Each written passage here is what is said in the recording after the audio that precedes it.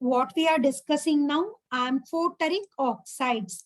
What do you mean by amphoteric oxides? Metal oxide react with both acid and base to produce salt and water. Observe the metal oxide. Which is the metal oxide? Aluminium oxide. It reacts with HCl, acid.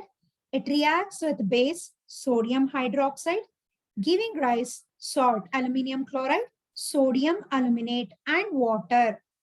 So in exam, if they ask, define amphoteric oxides, the answer is the metal oxide react with both acid and base, produces salt and water. So now I'll write the metal oxide because the definition started with metal oxide. So what I'll write one metal oxide, Al2O3. I will take acid first. So I'll write HCl. Reaction starts. It gives aluminium chloride. Okay. Aluminium chloride I have written plus water. I have written that water also. Now I need to balance. First I will check. Whether the reaction is balanced or not. Okay. So if I observe the reaction, Al2 is there. Here only Al is there. Al2 is there, only Al. So I will put 2 here. Al2, Al2. Observe the Cl. 2 3s are 6. So I will put 6 here. So 2 3s are 6. Here also Cl 6. Okay, fine. Aluminium 2, aluminium 2. Chlorine 2 3s are 6. Chlorine 6. Fine. Observe the hydrogen, oxygen. Oxygen 3 here. I will put 3 here. Oxygen also 3.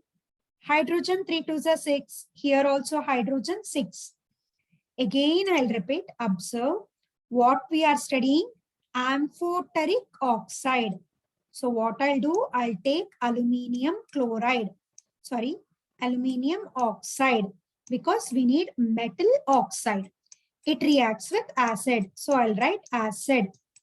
So when a metal oxide reacts with an acid, it forms salt, aluminium chloride salt plus water. So I have written this reaction in exam. First thing, balancing. So usually balancing, I'll make mistakes. So what I'll do, aluminium 2 here. I will observe. So I will put 2. So I'll check aluminium 2, balanced. Here chlorine is there, 2 3s are 6. So I will put 6 here. So here also chlorine 6, here also 2 3s are chlorine 6. Fine, balanced. But oxygen is 3. So I will put 3 here. Okay, oxygen 3, balanced. Look at the hydrogen, 3 2s are 6. Here also hydrogen 6. So the overall reaction is balanced. So amphoteric means it has to react with base also. So I'll do one thing. I'll take Al2O3. I'll do the reaction metal oxide with sodium hydroxide. It is a base. So it will form a salt, sodium aluminate, NaAlO2 plus H2O.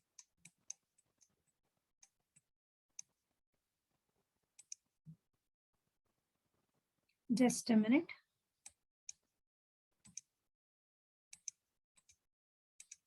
Fine. So observe now. First thing, a reaction is very easy for me. Al2O3, NaOH, NaLO2, fine. I need to balance the reaction. That is very important. I will check aluminium. Aluminium 2. Simply I will put 2 here. Aluminium 2 done.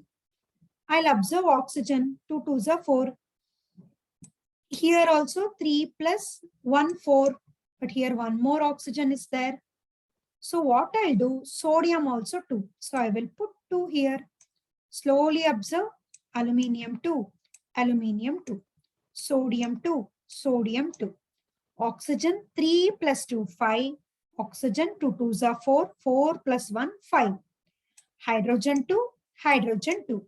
So the reaction is balanced. Again, I'll show you. So in exam, if they ask amphoteric oxide, I need to write two reactions. So I'll write Al2O3, NaOH. Fine. And I know I will get salt here. So I'll write NaAlO2, sodium aluminate plus water. So fine. But very important step is balancing. Without balancing, I won't get marks. Al2. So I will simply put Al2, Al2 balanced. Look at the oxygen, oxygen 3 plus 1, 4. Here oxygen 2 plus 2 2s are 4, 4 plus 1, 5. I will put 2 here. So sodium to balanced. Oxygen 3, 3 plus 2, 5 balanced. Here also hydrogen 2, here also hydrogen 2. So all the reactants are reactant and product. Both are balanced. Equation is balanced. So this is about amphoteric oxides. Remember the example for MCQ pattern. Aluminium oxide and zinc oxide. So which are the examples for amphoteric oxide? Aluminium oxide plus zinc oxide. Ma'am, so can we also write zinc oxide plus NaOH? Yeah, I will show that reaction also. It is there in NCERT exercise. So while solving that problem, while solving that question, I'll show that reaction also.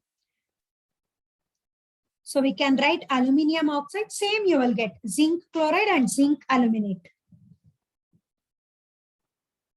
So amphoteric oxides example, aluminium oxide, zinc oxide. Now, next question also important. So while doing this chapter, we will pronounce alkali. What is alkali?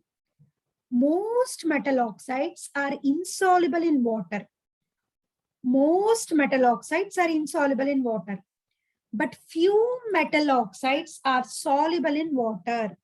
Observe, sodium oxide, potassium oxide are soluble in water, forming sodium hydroxide, potassium hydroxide. Observe again, what is alkali? Sodium oxide, potassium oxide are soluble in water, forming sodium hydroxide, potassium hydroxide. So these are called alkali. So metal oxide soluble in water called alkali. So now, okay, fine. I'll write sodium oxide dissolved in water, fine for me. So I'll write this. NaOH also fine, I'll write. But again, the next step, I need to balance or else I won't get marks. So I'll see Na2 is there, H2 is there. I will put 2 here, Na2, H2, done.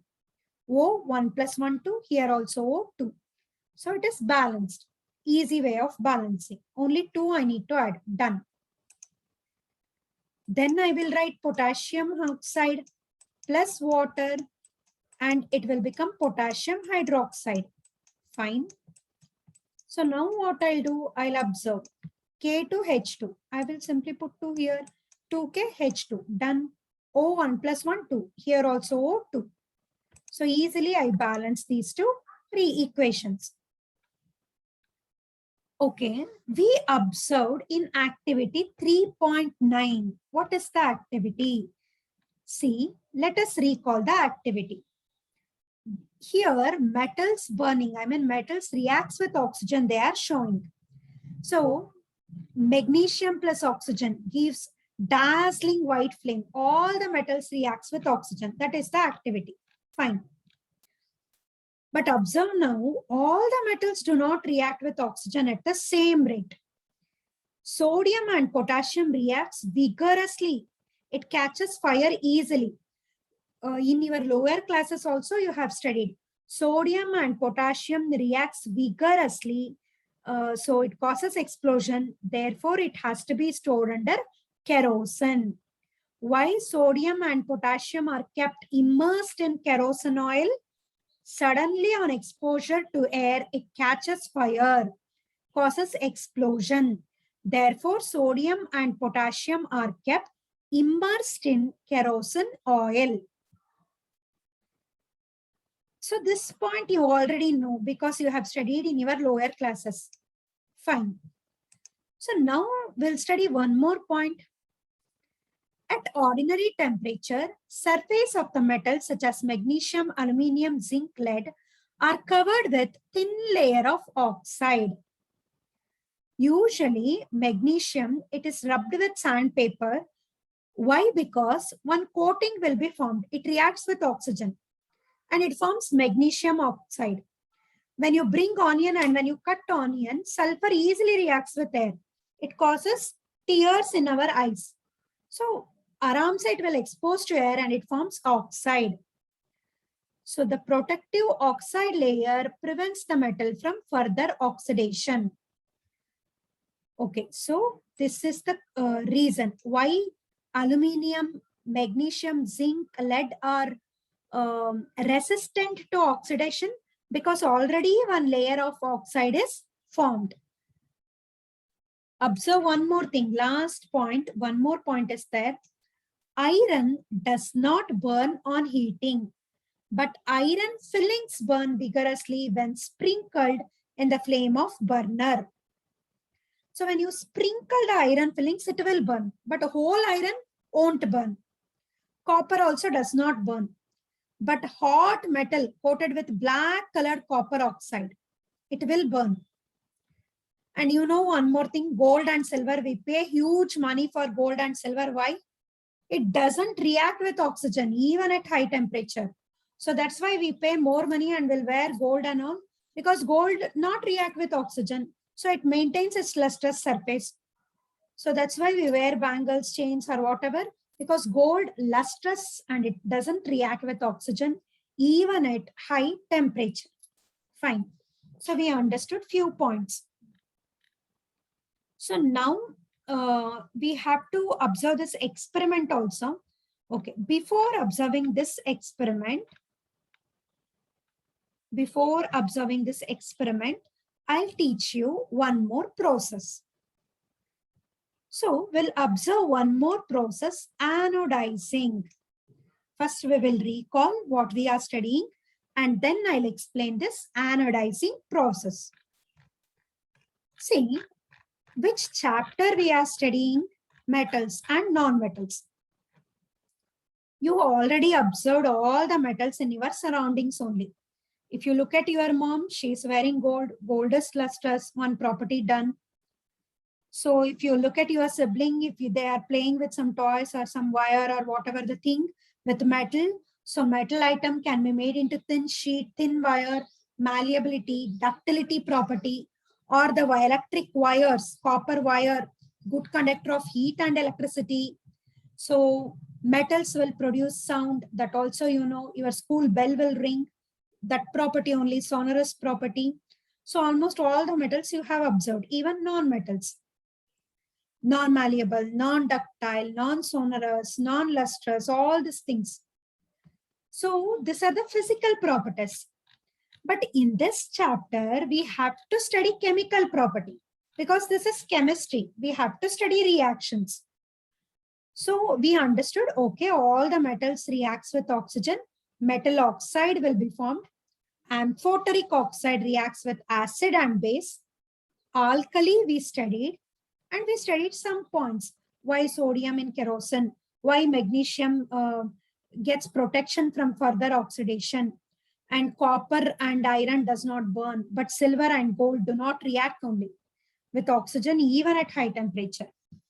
So these are the major physical properties we observed and we have learned this. Anodizing. What is anodizing? If you ask your mom, so nowadays the anodized tawa or anodized pan all are available. So she will tell anodized tawa, anodized pan, all these things. So your mom also knows this anodizing. So now we are avoiding non-stick. So we are preferring anodizing tawa, pan, all this thing for dosa. Fine, but in chemistry, what is anodizing? It is a process of forming thick oxide layer of aluminium. So usually aluminium reacts with air and it will form a thin layer. The aluminium oxide coat makes it resistant to further corrosion. So when you are preparing thick oxide layer, obviously it is resistant to corrosion. So during anodizing, what they will do, they will take a clean aluminum article. It is made anode and it is electrolyzed with dilute sulfuric acid. So I'll explain this point. So this is the tank. I will take dilute sulfuric acid here. So one will be anode, one will be cathode, one will be plus, one will be minus. We know this. So observe, a clean aluminium article is made anode. Oxygen gas evolved at anode. So aluminium develops, this is the aluminium. After electrolysis, a thick oxide layer of aluminium will be obtained. So this can be dyed easily. It can be attractive. And one more thing, it is highly resistant to corrosion. So this is called anodizing. Basically, we are preparing a thick oxide layer to avoid corrosion.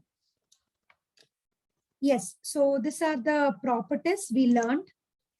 And now we have to learn what happens when metal reacts with water. So we have to learn metal plus water, metal oxide plus water, metal hydroxide. Okay. So before learning this, I'll show you some points and then we'll continue how metals reacts with water.